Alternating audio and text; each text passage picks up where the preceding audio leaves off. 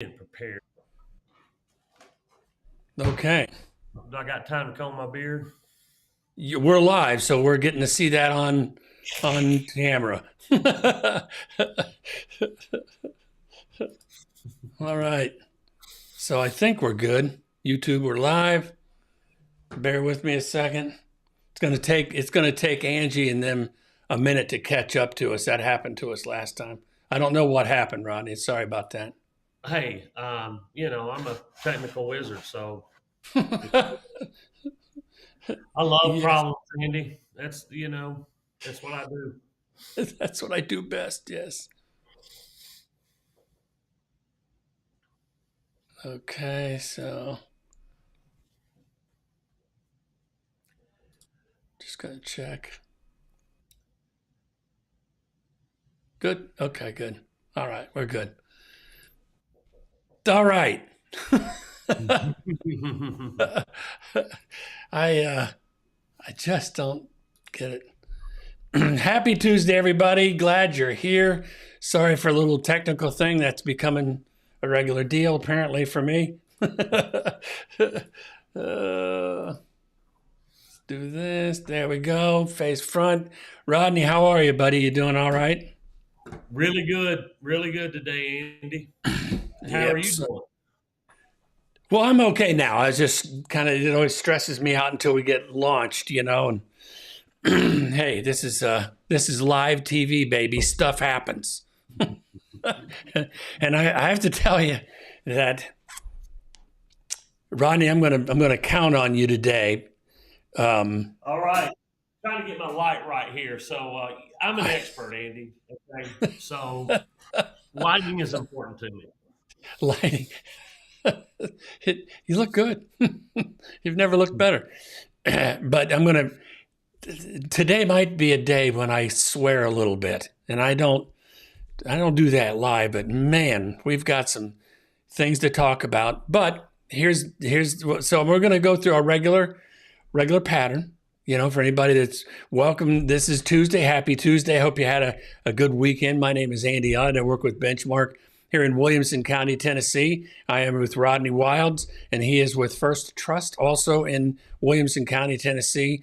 And we're here just to share information. And today in particular, we've got some insights that could maybe rub a couple of people the wrong way, but we'll try to, I'm talking to me, going to be respectful because this guy has 300,000 followers. So, he's hitting the nerve someplace. Yeah, well, that's amazing. Yeah, which that shows anyway.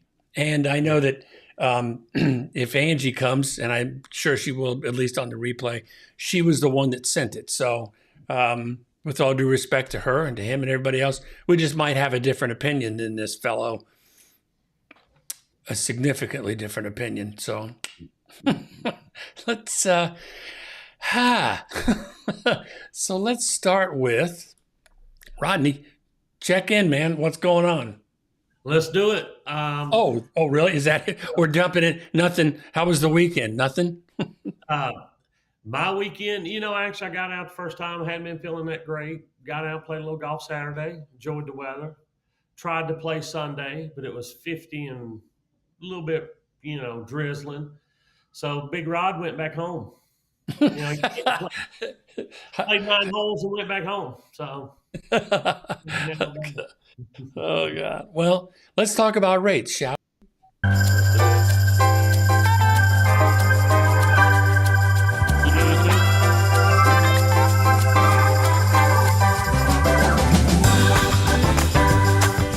Got to make it to that point right there where it's big. It's big. So let's see where we are. Solo, bang, ding. Jump in here. We got today's. Hang on. I'm sorry. Hang on.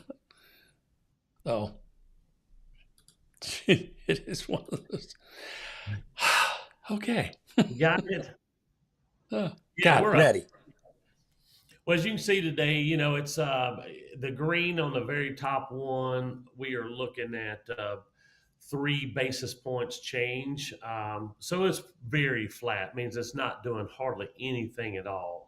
3 out of 100. So not really anything going on at all, which is pretty good because we have here. Let me share another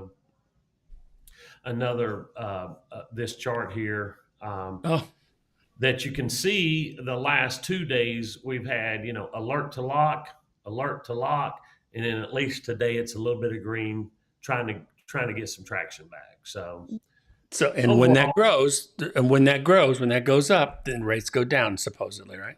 correct, yes. It's really just upside down from what like the way I look at it is like we're looking at they're going to pay 101.5, and they're going to pay 101 Fannie Mae, right, for a Right. mortgage-backed coupon at this 30-year fixed at 5.5% up in here. Okay. So that's all that is that as they pay more, if they pay more for a rate, then that just brings lower rates into play for us. All right. And so can you scroll up just a little bit on that? Can you scroll? Whoops, too far. Just so I can see the graph. A little more. Yeah.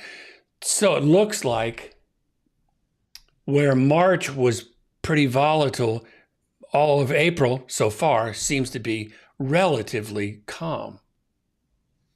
Yes. Actually it was, from start of April here, we started, we had several good days in a row, and then we've hit 3 bad days, 3 good days, and a couple bad days. So yeah, it's problem is it goes down faster than it goes up. But Right. we Right. need more good days than we do bad days. But it's if you look at today, we're right here. That was right back at March 22nd was basically the last time we were there. Right. Right there. Well, and it just goes up and down. And then I guess the point we're trying to make is that this thing is just bugging me. That they're relatively stable. They're not terribly volatile. That's all I'm getting at. That's all. So that's good news. Thank you, Rodney, for that. I always look forward to that. How much is this week going to cost us, right? But let's talk about this.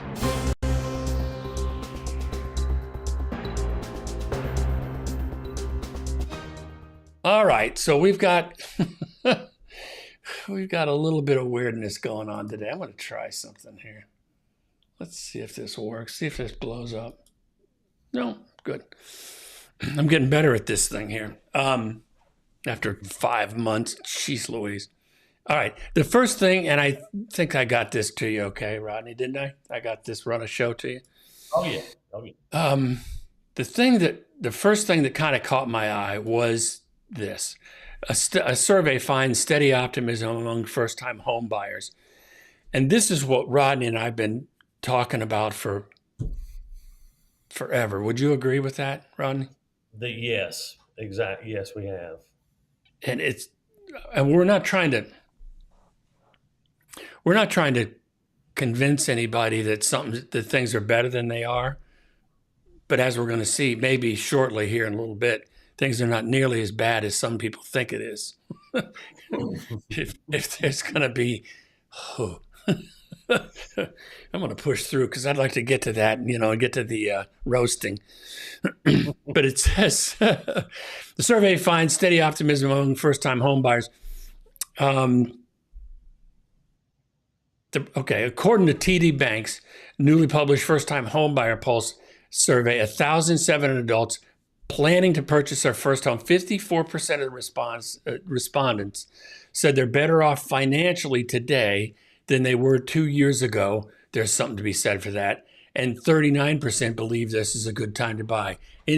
So, Rodney, do you have any ideas on why they might be better off financially?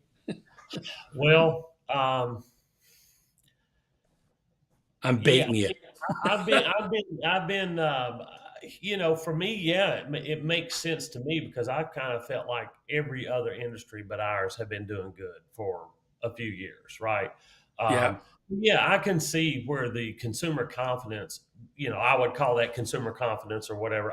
Yeah, that is high, right? Or I think that is a good number for that. That's a People are good number today, considering everything that's going on. Because we've right. got fires. We're surrounded by little fires, you know. So yeah, I like both of those numbers. Um, and just to add to that is, I thought another good statistic, or you add on top of that the percentage of people. I think it was 40% rising rent prices as a top reason to buy a home, right? Yeah. Well, when you add those factors in, to me, I think it makes a pretty good case for a first time home buyer to be getting into the market. Well, it does. And for anybody that's watched this, that is watching this for the first time on a replay, Rodney and I aren't here to try to convince you to do anything. Yes, we're both in the real estate industry, but we're going to tell you if things are good, things are good. We're going to tell you if things are bad, things are bad. And if things are in the middle, where our stance is, you get to decide. Right. But don't let, this is just me, I'm editorializing here. Don't let people fearmonger and get you afraid just to get your attention. I mean, we could create a fuss and get a lot more attention, but that's counter to what Rodney and I think I speak for Rodney. That's not what we're trying to do. We're just bringing you information as we see it honestly, and clicks be damned. That'd be great. The views down the road, that'd be fine. I'd rather be known for somebody that's shooting straight than getting clicks. That's just me. Yeah, okay I mean, with that? it's not all the same, everywhere, right? I work in this area right here, right? I don't have a lot of buyers in, let's say, Oklahoma or Right. Texas, California, or wherever. So my market isn't diving down. My market's not crashing. The housing prices aren't crashing down like some people say. But what I can say is that somebody can actually come in right now in our market and make an offer on a home and probably not be competing against 25 others and all cash. So even though is the rate's a little bit higher or the price is still a little bit high, could they even come down 1% or something like that? Oh Yes, yeah. they could. But what I'm saying is the people weren't sitting on the sidelines because they wanted to. People were placed on the sideline by the market, meaning cash offers and all that stuff pushed first time home buyers out of the way. Like they didn't have they couldn't compete in that game.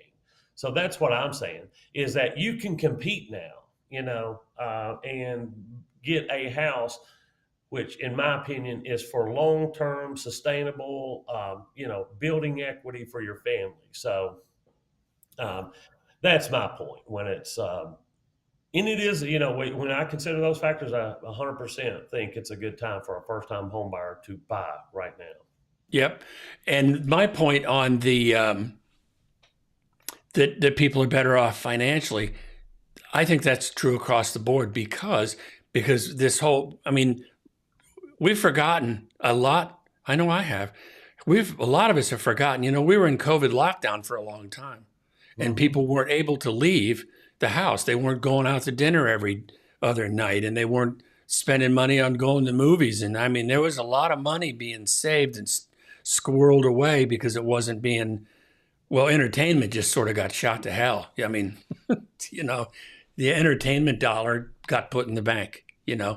And so if people over the last couple of years find themselves in a better financial position, it's because you were locked down at home, I mean, you weren't going out spending money. No, I heard it was all spent on whiskey, having them be at home, whiskey and beer. Yeah, well, there's, yeah. I can relate to that a little more than. So 43% said, wrong, 48% said they started to save for a down payment. 43% stated they have monitored credit report, taken steps to improve credit score. I know when you're dealing with somebody that's new to the market, Rodney, isn't there a lot of situations where maybe not? You might have to tell somebody to improve their credit score and to kind of keep an eye on that. And 100%, yeah, 100%. And the way our just our medical system is, if somebody's been to the hospital, they could have a hospital collection and not even know it. Some of our billing is kind of crazy at times with medical stuff. So I think it's always a good thing to get your credit looked at by your mortgage professional. Have your pre-approval done way in advance. So sure, yeah, you want to look at as early as you can. Yeah. Sorry.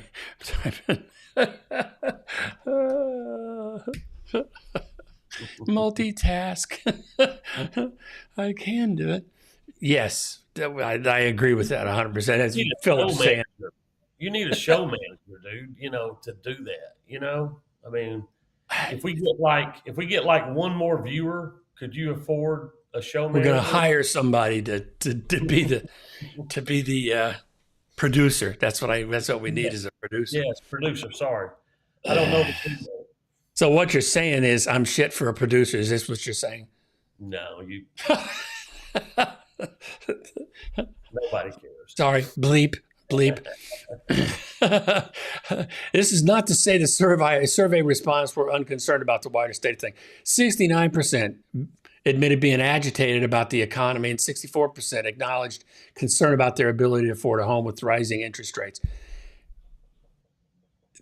Still, 85% of the respondents affirmed that buying a home was a long-term investment, which that's going to be, in my opinion, the stronger point, the better argument when we're saying, is it a good time to buy a house? Again, we're not trying to convince you of anything, but over the long term, Rodney's words, over the long term, you kind of can't miss. I think it would be, yes, You can. My experience with investments and versus real estate is, real estate in this area has been phenomenal, right? Ever since I've been alive. So, I'm a big believer in it. I'm a big believer in, if it's just for your own security, if it's, you are protecting yourself from rising rates of, rent, right? So, right. To me, and like I said, if an investor gets on, comes on and says, well, I disagree. No, this is for this is for home ownership. So when I'm speaking, it's home ownership. It's for somebody buying a house to live in. Got it. Yep. And so, but not everybody's okay. So, but there's another side of the coin here, and we'll move on to the next topic. But this is important, I think, to be said. Not everyone's optimistic. Two out of five renters said they considered delaying their home purchase and continuing to rent in 23. That's okay. Everybody's in different financial positions. But here's I think is probably the more important point to be said. Among the group, 30% said the top reason for the delay was an inability to afford the home they want due to rising interest rates. And that's not saying they can't afford a house. It's just that buying now, a year ago, you're buying a different house, maybe a year and a half. You're buying a different house for the same amount of money. So is there truth to that? Well, that's the way they feel. So the answer is absolutely there's truth to that, And they probably already had to settle too, Andy, with the rising housing prices, because that excuse or that reason was rising interest rates. They've already had to settle for their payment for a much smaller house just because of the increase in value. Yep. And so that moves us on to the next topic, and that's going to be, what do we think, or what kind of projections are going to be, what's going to be happening next year? And what they're saying is there's not going to be a burst of new spring listings, and I've got evidence of that here locally, but it's improving. So the general consensus is an inventory will remain low until interest rates drop further, which may not happen until inflation cools off. And that seems to be an important point because inflation does appear to be cooling off. I think I'm right on that. I'm not exactly sure what the inflation is, but this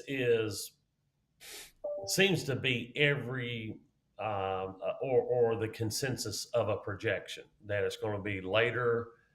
It's going to be next year before we see a dramatic, but the way I would term is just kind of like a small continuous improvement, hopefully from here to there, minus maybe the seasonal in December, right? Right. That's kind of the consensus of the people that I really kind of respect and follow their opinion is Right. like it's just going to be a little bit longer, right? Because I think they're thinking that the inventory might, and you need to tell me why they're thinking this. The inventory, as the rates get better, the inventory will increase. And is that because 7 or 40% still has below 4% mortgage rates or something? That's correct. Under 70% of existing mortgages are under 4%. And so that's a lot of people that are thinking, man, if I jump to 5.5 or 6, I mean, let's be realistic. I don't even know what the rate is today. It's 6.2. I don't know what it is. It's over 6. It's a different jump going from 4 to 6.5 to then 4 to 5. And so, I mean, there's going to be, and that's why the market keeps shifting. That's why we got new information each and every week, because you've got this huge group of people and everybody's got a different tipping point. Plus, we've got these sellers that are going to have a different motivation. If you lose your job or if you change jobs or if you get a divorce or Lord knows whatever it is, if you're motivated where you have to move, well, you have to move in 4%, 6.5%. That's just the way it is. That's just the way it is.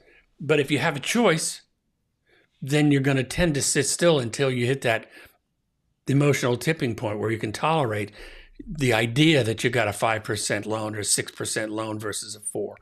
And what they're saying is, and what he's suggesting is, if affordability improves, either though the lower mortgage rates or lower prices, more homes may come to the market, but it's going to balance itself out, because if rates go down, sellers are going to be more prone to list their properties because it's available to them, those people. But it's also going to be more readily available to the people that can afford it. So, and that's why this is a crazy market. This is nuts. It's breaking all the rules. It's breaking all the rules, and I don't like it. I'm irritated with the market. A balancing out's fine. Yeah. If they come on the market, right, there's going to be a lot, obviously there'll be more buyers as well. So I like that balance. It's it would just hopefully be a healthier market than what we have now. Yeah. Well, I think that I'm used to the idea if inventory is low, if it's a supply and demand thing, and that's what supply and demand still operates, but the quantitatives on that equation, they're different, because you've got a lot of pent up buyers, but so many of them are locked out, or they're self-imposed locking out. They're not ready to buy because they're not comfortable with the pricing. Yeah. It's crazy. They're also seeing, and let me look at something here. Homes for sale, new listings, homes for sale. See, and I'm going to show everybody something so I'm going to go to Davidson County instead of us, because that's probably more realistic. I'm going to show everybody something here. Hope this will work. Bing, it'll work. Oh, good. Oh, I like that. This is the homes for sale in Davidson County, and it is tax day, April 18th. Under normal circumstances, I would believe that we would see a rise in this graph. I mean, you'd see numbers going up, right? That's the way I would see it. We got new listings coming up. New listings are different than homes for sale. New listings are ones that are new to the market. And that's just not going up like what we're used to. And that's kind of my point is Yeah, that it barely slowed it down. I mean, it barely. it hasn't started to rise yet. And that tells me, because I think that Davidson County is a great cross section for the country. You know, Davidson County is middle America, you know. But what they're saying is we're not going to get that spring jump. Like normally I would say, you know, listings come up with the daisies. Well, the daisies have been up. A lot of them, the blooms have, Yeah, they're gone and the listings aren't there yet. Anyway. yeah, I already had to spray for them. But anyway, so this is based on what's going to happen this year. What they're saying is prices could fall significantly in some markets. We've talked about this to death, meaning those that were hot during the pandemic, those are going to fall more. But are they going to fall in the rest of the country like Davidson? I just don't see that's going to happen. I don't see that happening. It's just not. No, not enough for sale to do it. Mm-mm. Mm-mm. And so, and I think that, Rodney, your term was a couple of months ago, this year we're just going to be dragging along the bottom. Mhm. You know, that Bouncing off about, yeah, just like a fish bait. Anyway, so the bottom line in the news on this is that there's going to be there's expectation of more options for buyers in a few months, but it's not going to be dramatic. There's not going to be any crash. There's not going to be any foreclosures, or none of that's going to happen. It's just not. Everybody is waiting for the same thing, and that's rates to drop to where it's comfortable for them. And remember, out of 1,000 people, if it drops a quarter of a point, it affects some and not others. You know, that's just the way that works. Do you want to? We've passed our half hour, so we're good on that. Should we? It's up to you, Rodney. You make the call. We can talk about the home builder sentiment. Well, we can do that. It's easy.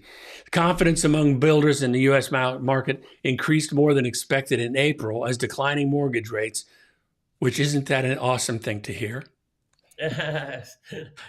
We've watched them every day.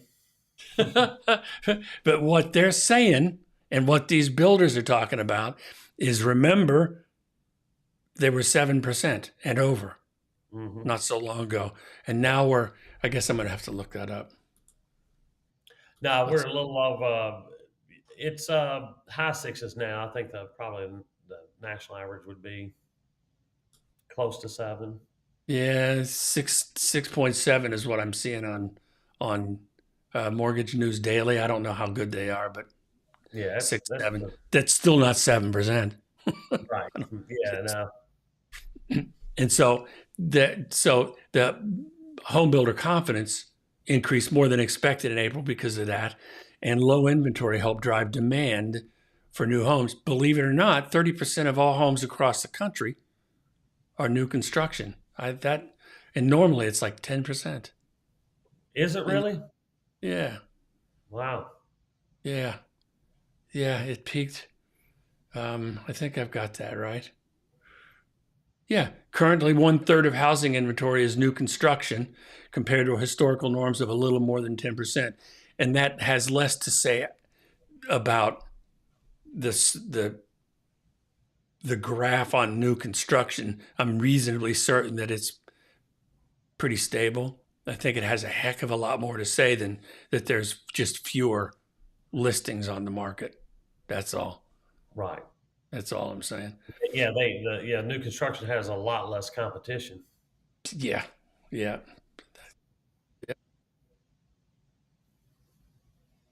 Oh, that's interesting. Sorry about that. Could you hear that? I bet you couldn't. No, I didn't hear it. Okay, good. Blocked it out. Good. Anyway, so for the fourth month in a row, builder confidence has increased due to the lack of resale inventory. We just talked about that. Elevated interest rates. And mortgage rates, now they're saying below 6%. That's not right. Index, okay. The index has fallen to half of where it was just a year ago when it stood. Builder confidence is rated on a scale of 1 to 100. 50% is median, and anything over 50 is considered positive, is the way they do this. Well, a year ago, it was 81% because everybody had cash in their pocket, apparently, and mortgage rates were like 2.2%. So they're feeling pretty good. It peaked at a 35-year high of 90, this on that scale, in November, and buoyed by record low interest rates at the same time, flush with cash, started flocking to the suburbs. So they were feeling really good about that. And the fact of the matter is, and what we were saying from the very first thing we talked about, home buyers are feeling positive too. So if you're watching the show looking for things falling apart, you're not going to find it here because they're not. They're just, everybody's holding on pretty good, it seems to me. Do you have an opinion on the feds and how they're doing, Rodney? Any ideas? Nothing? I'm not smart enough to criticize them, honestly, but I'm not, they've got their plan, and I think they're working it to what they want it to do. So we haven't gone into some crazy recession. Right. We have so, and I'm a little. Of course, I'm biased because it's our industry that's the slowest right now. So, I mean. Yeah, no, I get it. No, I didn't mean to put you on the spot. I just did a video yesterday, just published it. And it's called Brace Yourself, the Federal Reserve Predicts This. And what they did predict, and I'll publish it this way. Dunk, there you go. That they're expecting a mild recession. Well, that's kind of good news, because what that tells you is we're close to the end of the adjustments that are necessarily being made to cool things off, and it's not even supposed to be a bad one. So I think they're doing a great job. So are you ready to talk about this? Rodney, are you ready for this, Rodney? Yeah. Okay, here's what we're going to do. Let everybody else in on it. We got sent by a viewer a video of a guy, and I'm going to tell you his name because we're going to show you who it is. And it's the Economic Ninja, and he's apparently a YouTube powerhouse. The guy has 357,000 subscribers. That's a bunch. But he's talking about something that Rodney knows about very well. We're going to call that the LLPA. It's called a loan level price adjustment.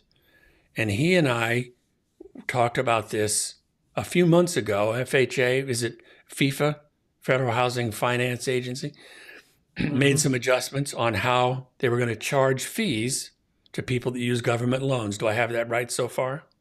It's these FHA is a little bit different. These are just the Fannie Freddie loan level price adjustments. These would be considered any non-government agencies. He gets them a little confused in his video. Well, we're going to go into it in a minute. Have you saved some specific spots in the video?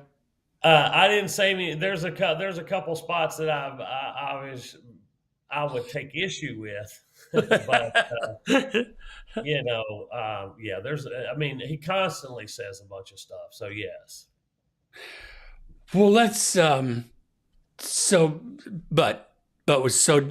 summary, as we go into this, loan level price adjustments, if you were to summarize that for a thumbnail, what does that do? Loan level price adjustments is a way for Fannie and Freddie to assign a dollar or assign money to certain characteristics of loans, and a lot of it is based on loan characteristics. Right. So generally, like if you had a higher credit score, you'd get a lower rate, and that's still typically true. It's just that you remember we talked about with this specific loan level. There's always been loan level price adjustments since the beginning of time. Okay, Yeah. this is nothing new. It's just a change to what we already had. Okay, which they were changed all the time. Now, this loan level price adjustment was, in my opinion, come kind of on the heels of some administrative things from the government saying we want to make home ownership more affordable. Um, and so that was why I think, we had a reduction in the FHA premium, monthly premium, Yes. because I think that came from something that our current president and that administration wanted to do. You remember we talked about how are they going to affect, and I was like, heck, Andy, I have no idea how they're going to help home ownership. But I think the loan level pricing adjustments and the thing they made to FHA is their way of helping home ownership being a little bit better attainable, and less expensive if your credit score is a little bit lower.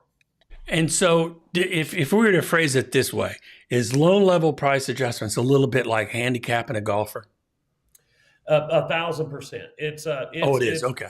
It's like actuaries and insurance. It's like There you go. Got it. Okay. So they're generally risk based. Got it. I mean, I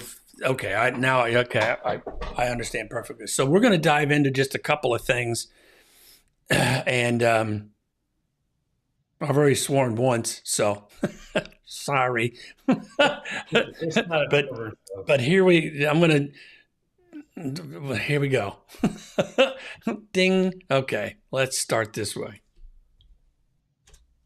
Here in the near future, and I need to get this information out, okay? And I'm going to explain why it's a big deal after I go through it. Now, this is a change, and even if you don't want to buy a house, you don't own a house right now, I want you to understand, if you care about the economy and you're trying to prepare for an economic collapse, this is the precursor to the economic collapse. Right now, mortgage companies are closing up shop. They are problems giving out mortgages, and that is how they make a lot of their money. They literally create money from thin air, just into existence, and then it's owed back to them. They give it to you for a home, and then it's owed back with interest. What people don't realize is there is a massive amount of shadow inventory on the markets right now, and there is a certain amount of non-performing loans that are sitting on every single bank's balance sheet, and they're allowed to keep that on there. And it is part of a larger plan to take over the housing market and to own all of the real estate. Yes. Are you serious? I mean, this is one of those secrets. He let out the secret handshake, Andy.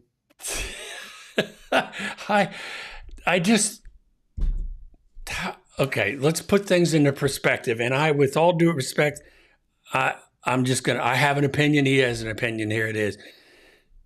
If you look at his channel, he's clearly a prepper. That's what he does, is he gets people ready for the worst of the worst, right? Financially, I mean, he's a prepper. That's what he does. Uh-oh, we're getting dinged in.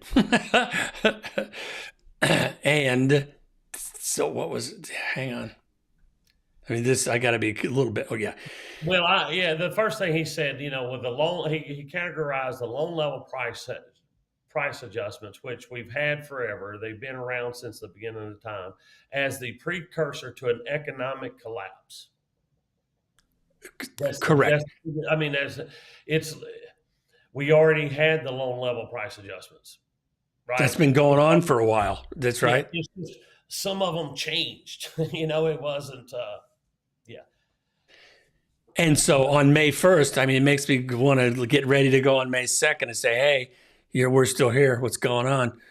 But it sort of rings and I trying to be a little careful because I don't want to ruffle any feathers, but conspiracy theorists sort of pops in my mind because there's a lot of they, this, and they're going to come get us and take our stuff. And that's the shape that takes for me. So let me go on to the next thing that I found. And trying to be really, really cool about this. Bing. This came out at the beginning of the year, and it takes effect May 1st. Lender letter, new loan level price adjustment framework. Now, this is from the FHFA, or the government-backed mortgage Now, you can chime in anytime you want, Rodney. sector of Fannie and Freddie, and it's a very big deal. Here's the story. Some big changes to mortgage costs were just announced. It says, in a single moment, the fees for a vast majority of new mortgages in the U.S. have changed. In some cases, the changes are drastic, both for better and for worse. Let's break it down. Okay, first. You had a thought there? Yeah, I mean, of course it's changed. I mean, they change them all the time. I mean, honestly, he missed the point about 2 years ago. He should, when Fannie Mae come out with a loan level price adjustment and they added 1% to every single refinance in the country. Like they just said, if you're going to refinance, it's an extra 1%, 1 point discount. But rates were so good, the market chewed it up and spit it out like it was nothing. But Fannie and Freddie made an extra point for all that loan churning they were doing. Right. But none of that is a precursor to economic collapse or all these houses. And there are not a lot of, I don't know of a bank that has a foreclosure on their books. Yeah, he's talking about this shadow inventory. Like properties are selling still at an all-time high. You see that there's no inventory. The bank would sell that. And then he said, the other thing he said was really goofy, is that they create this money out of thin air, and then all of a sudden they just got this income coming in. I have never seen, like when we fund a loan, and I fund a loan, let's say it's $500,000.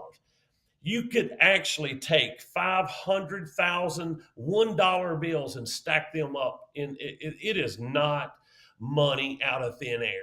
Okay, it is not. It's just not raining out of the sky, and all of a sudden banks are getting all this interest. That's the most ridiculous thing I've ever heard. But I just, that he's making a lot of crazy comments, and they all lead to communism and this kind of nonsense. Yeah, I've got it. I don't mean to step on you, but there's a couple of points. Oh, yeah, I don't want you to get ahead of anything. He sounds like he's a little bit of a Grant Cardone student. Grant Cardone is the guy that said housing was created to make money. That's what it was.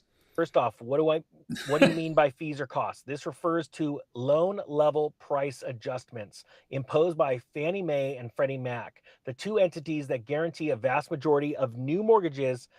LLPAs, again, loan level price adjustments, are based on loan features such as your credit score, the loan to value ratio, occupancy, and most recently, your debt to income ratio. So it says, what lenders or loans does this apply to? Any loan guaranteed by one of the agencies, regardless of the lender. First, I want to explain that is literally like 90% of the mortgages out there. All right, the conforming mortgages out there. This is a huge amount of mortgages that this covers. This is most loans in the U.S. Say that. All conventional loans, no jumbo, no FHA, no VA, no RD. It's this LLPAs are for conventional loans only. Got it. Examples of loans that wouldn't be affected would be FHA or VA, as well as certain jumbo and specialty products. Non-conforming loans are not impacted by this, as they are not guaranteed. I'm waiting for him to get to a point. An example of non-conforming loan would be a jumbo loan from a retail bank or credit union. It says, when does this take effect? This applies to loans that are guaranteed by the agency starting May 1st of 2023. That means many lenders will begin to implement the changes in March or April. What changed in a nutshell? Now, I'm going to go from this to a New York Post. And honestly, this is really good reporting on the New York Post point, okay? So stick with me. What has changed in a nutshell? The effective penalty for having a credit score under 680 is now smaller than it was. It still costs more to have a lower score. For instance, if you have a score of 659 and are borrowing 75% of the home's value, you'll pay a fee equal to 1.5% of the loan balance. Whereas you'd pay no fee if you had a 780 plus credit score. But before these changes, you would have paid a whopping 2.75% fee.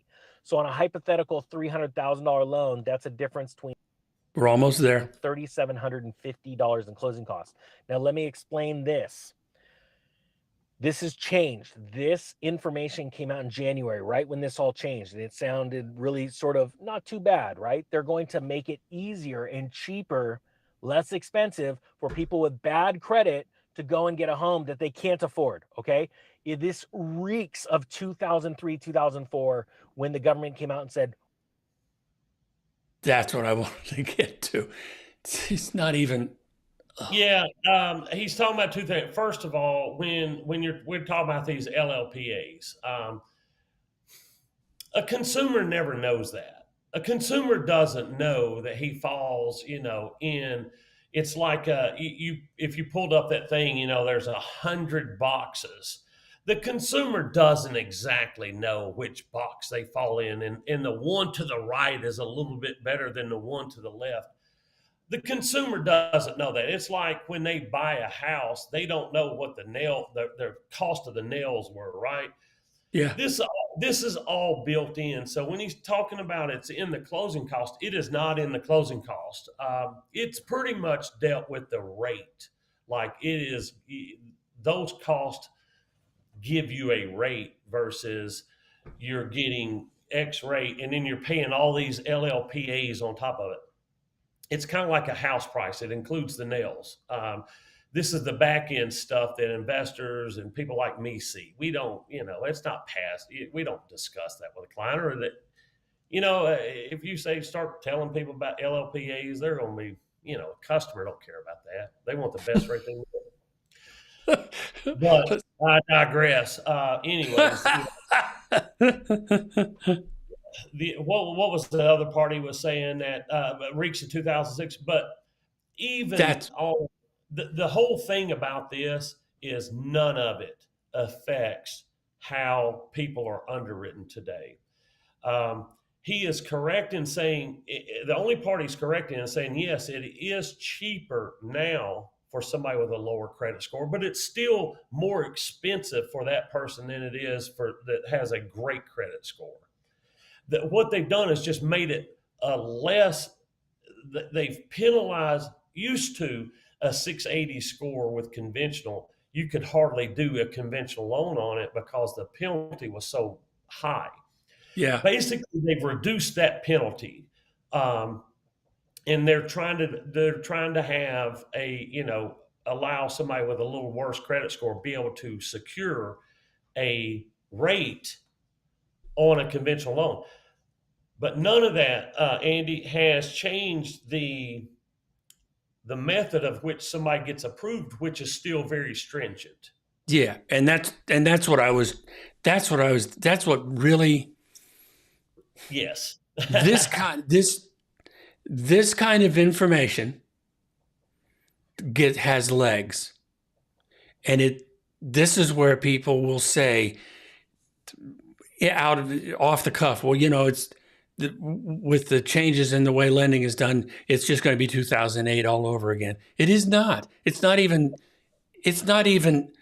There's none of the fundamentals that are this. There's none of the fundamentals that are there. I'm getting ready to. This really irritates the only thing that he is trying to connect the dots to is people with a little less credit, a little less good credit than they had 6 months ago are being given an opportunity to buy a house. That's all that's happening. It has nothing to do with tons of stock out there. It has nothing to do with foreclosures or short sales or the market collapsing, nothing to do with banks. You guys are doing such a good job on making sure that the best that you can for people that get a loan, the chances are pretty good they're going to pay it back. That's all that you've done. Yeah, That's it. Fannie and Freddie. Even the a lot of stuff in the Dodd-Frank that disclosures and things like that were very good changes. And the what's called a QM, a qualified mortgage, means it has to be underwritten to certain standards.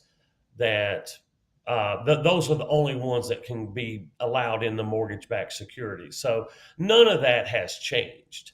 It Right. doesn't matter what loan level price adjustments are attached to these products, but that's just all part of the rate that's delivered. But right, it is there. There's, I haven't seen any foreclosures. I there's mean, just, so that's what he's talking about. Everybody running out, and the other part that kills me is he talks about how the government is doing all of this just to own the houses. and that's the premise that he started with, is this is what they're trying to, Yeah. who is they? They The guy I guess, standing outside the window. yeah, the government's wanting to own all these houses, and I'm like, Well, what he's saying is the big banks. I know a lot of banks in particular that were trying to get rid of short sales as fast as they could without ever touching them. It's like, just come in and sell this house. I don't want to, I'm sick of it, yeah, God. but I mean, he's missed the point. I mean, Fannie and Freddie, although they used to be a private, they were taken over back in the crash, and they still have conservatorship or whatever. They still own it, still run it.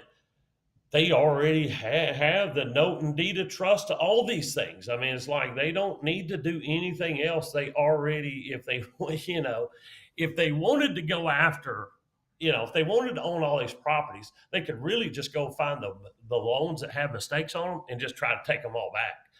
But, they don't want them. That's nonsense. They don't want those And, houses. and here's his, And nobody paying mortgage on them. I mean, it's like, I don't know, why would you want all those houses? that's what's the end point. And I think if I played my cards right, here comes his point. Here we go. Home affordability available to everyone. They gave loans to people knowing they were going to foreclose on them. All right. And that is what's happening right now. They're doing this on purpose, because then when they go ahead and grab that property, essentially now the government owns property that they didn't have to go out and buy. And it was like sort of hidden in the news, like, well, sorry, we had to do this. Okay. I'm telling you, this is part of the plan. And That's Angie, we are. Hey, thank you for providing this clip, because we have. It's been a good source of entertainment for us. Yeah, I mean, that's what he's saying. The government's taking them back. The government wants them. It's what's crazy is almost now. I know he's reading that article, but it's sometimes it's almost like he knows what he's talking about, and then he says something crazy like it's it's communist, or the government's going to take us over, or whatever. So, Yeah, and we're not. I need to say this. We just have a different opinion than this guy. It kind of infuriates me a little bit, some of the things that are being said, and I don't think that that's too strong a word. The message being sent that they're after us, that bothers me. The conspiracy stuff bothers me a little bit, or at least that's the flavor that I'm getting from it. But I'll end it with this. So, and I really appreciate having this clip to look at. But I want to. What's scary? There's just this one part here at the end. But the costs are still there and still technically being paid by you over time in the form of higher interest rates. And let me explain that. So there are a lot of sleight of hand and trickery that goes on in the mortgage industry where Really? it's extremely difficult to do it. I'll tell you that.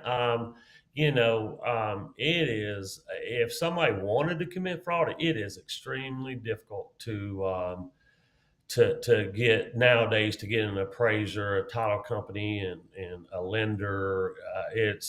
And then you have to trick the underwriter, which, if they're my underwriters, they remember everything the last 25 years. So yeah.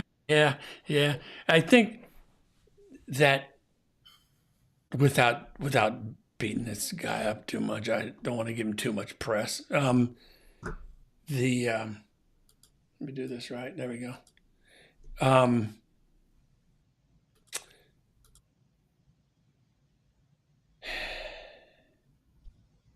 Hey, while you get your thoughts together, I want to answer Angie's question right here. She put, what do you think about him saying raising the homeowner's insurance?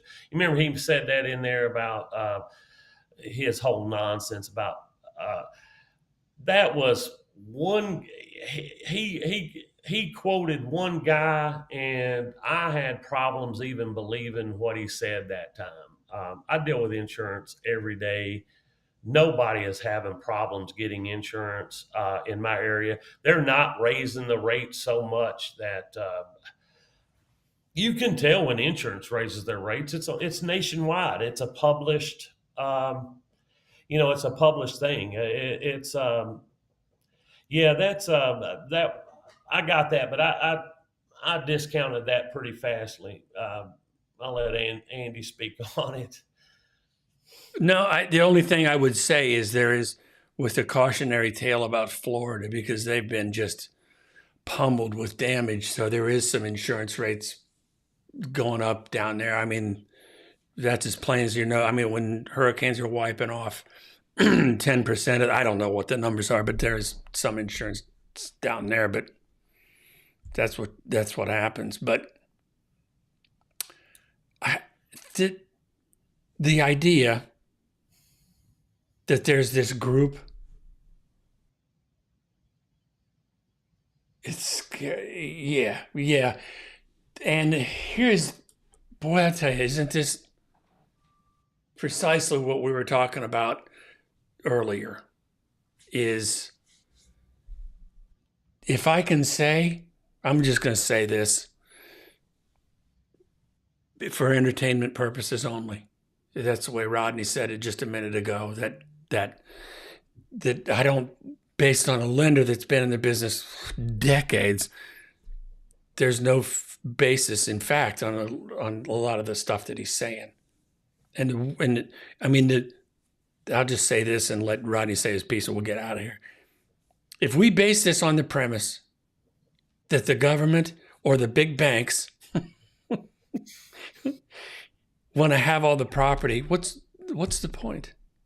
Why? What are you going to do with it? Yeah, nobody. Yeah, they want to get it, and then they want to mow it. Right? They don't want anybody paying rent, and they want to take care of it and let it depreciate. I don't get why. One, I don't think, and I didn't know he's a prepper. I hadn't been to a site. I've only seen that article.